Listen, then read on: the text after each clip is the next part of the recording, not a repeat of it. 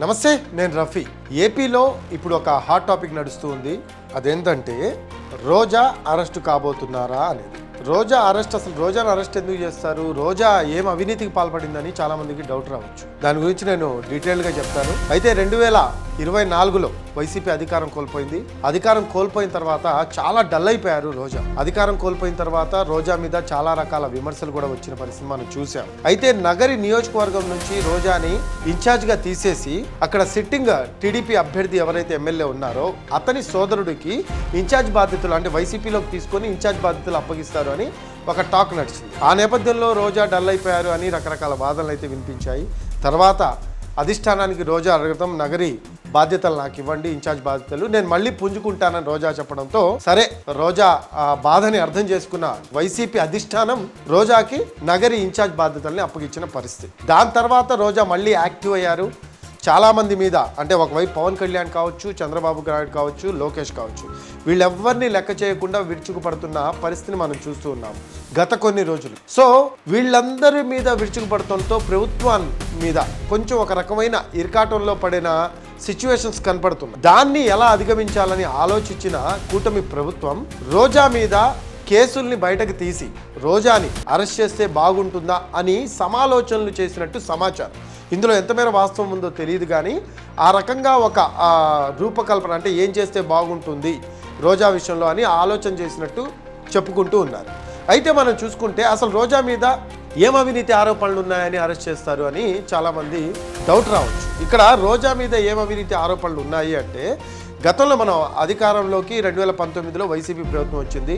2 ఏళ్ల పాటు AP IIC చైర్మన్గా రోజా వ్యవహరించారు. ఆ టైంలో రోజా అంటే కొంతమేర అగ్రెసివ్గా వెళ్ళినా కూడా ఫస్ట్ ఏంటంటే మంత్రి అవుతారు రోజా అని అందరూ అనుకున్నారు. కానీ అనూహ్యంగా జగన్ ఏపీ ఐఐసి చైర్మన్ పదవికి మాత్రమే పరిమితం చేశారు రోజాని.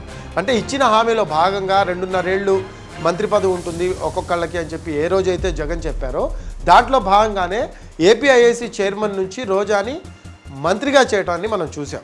సో రోజా క్రీడా శాఖ మంత్రిగా ఉన్నారు. ఆ టైంలో కొన్ని అవకతవకలు జరిగాయి అనేది ఒక ఆరోపణ ఉంది. ఆ అవకతవకలు ఏంటంటే, అప్పట్లో ఆడుదాం ఆంధ్ర అని చెప్పి ఒక కార్యక్రమాన్ని తీసుకొచ్చారు. ప్రతి ఒక్కళ్ళు కూడా ప్రతి నియోజకవర్గంలో ఆడుదాం ఆంధ్ర అనే కార్యక్రమాన్ని నిర్వహించడం మనం చూసాం. దాంట్లో చాలా కోట్లు గోల్మాల్ అయినాయి అనేది కూడా ప్రధానంగా ఒక ఆరోపణ ఉంది. రీసెంట్గా కూటమి ప్రభుత్వం ఏర్పడిన తర్వాత పాఠ్యా సంఘం వాళ్ళు కావచ్చు, కబడ్డీ అసోసియేషన్ వాళ్ళు కావచ్చు, సిఐడికి అవకతవకల విషయంలో ఫిర్యాదు చేసిన పరిస్థితి. సో సిఐడిని మళ్ళీ రంగంలోకి దించి రోజా మీద ఎటువంటి అవకతవకల ఆరోపణలు ఉన్నాయి, ఆ ఆరోపణల మీద ఎంక్వైరీ చేసి ఎంత మేర అవినీతికి పాల్పడింది, ఆ డబ్బులు ఎవరెవరికి చేరాయి, ఇటువంటి కోణంలో రోజా మీద ఒక కేసు నమోదు చేసే అవకాశం ఉన్నట్టు తెలుస్తుంది. ఒకవేళ కనుక కేసు నమోదు చేస్తే రోజాతో పాటు ఇంకెవరెవరు ఉన్నారు అనేది కూడా బయటకు వచ్చే అవకాశం అయితే కనిపిస్తుంది. సో ఓవరాల్గా ప్రతి ఒక్కళ్ళ మీద అయితే ప్రస్తుతం అయితే కేసులు నమోదవుతున్న పరిస్థితి. కూటమి చెప్తుంది ఒక్కటే, మేము ఎవరికి వ్యతిరేకం కాదు, మేము పారదర్శకంగా ప్రభుత్వ పాలన అందిస్తూ ఉన్నాము. ఆ పారదర్శకతలో భాగంగానే ఎవరైనా అవినీతి చేస్తే ఆ అవినీతి పరుల భరతం పట్టడం కోసం ఈరోజు జైళ్ళు, అంటే ప్రతి ఒక్కళ్ళ మీద ఒక కేసులు నమోదు చేయడం కావచ్చు, వాళ్ళ మీద కేసులో ఉన్న సివియారిటీని బట్టి జైలుకు పంపించడం కావచ్చు మనం చూస్తూ ఉన్నాం. రీసెంట్గా ఎంతోమంది వైసీపీ నాయకులు అరెస్ట్ అయ్యారు. కొంతమంది బెయిల్ మీద ఉంటే కొంతమంది ఇంకా లోపల ఉండే పరిస్థితి. సో రోజాని కనుక ఒకవేళ అరెస్ట్ చేస్తే తన మీద ఉన్న అవినీతి ఆరోపణలని ఒక లైన్గా తీసుకొని దాని మీద ఎంక్వైరీ చేసి దానికి సంబంధించి ఒకవేళ కేసు బుక్ చేసి అరెస్ట్ చేస్తే కనుక, ఒక మహిళా నేతను అరెస్ట్ చేస్తే రాజకీయ పరిణామాలు ఎలా ఉండే అవకాశం ఉంది అనేది కూడా కూటమి నేతలు పునరాలోచన చేస్తున్నట్టు తెలుస్తూ ఉంది. సో చూడాలి మరి రాబోయే రోజుల్లో రోజా విషయంలో కూటమి ప్రభుత్వం ఎటువంటి స్టాండ్ తీసుకోబోతుంది, అరెస్ట్ చేస్తుందా లేదా అనేది కూడా తెలియాల్సి ఉంది.